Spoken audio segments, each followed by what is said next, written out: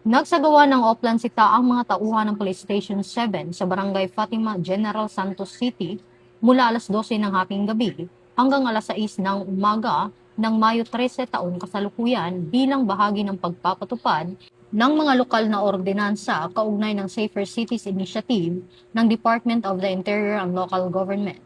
Pinangunahan ang operasyon ng mga tauhan ng Police Station 7 sa ilalim ng supervision ni Police Major Jack Husaka Amutalib, Station Commander, upang mahigpit na maipatupad ang mga umiiral na ordinansa at mapanatili ang kaayusan at kaligtasan sa komunidad. Sa isinagawang operasyon, nakapagtala ang Police Station 7 ng 2 individual na lumabag sa ordinansa laban sa pagiging half-naked sa pampublikong lugar, 3 individual na nahuling naninigarilyo sa pampublikong lugar, at 3 violators ng Republic Act 4136 o Land Transportation and Traffic Code. Mula dito sa Campo Crame, ako po ang inyong PNN correspondent, Patroluman Resali Umalay, nagbabalita para sa Police News Network. Alagad ng batas, tagataguyod ng balitang pulis.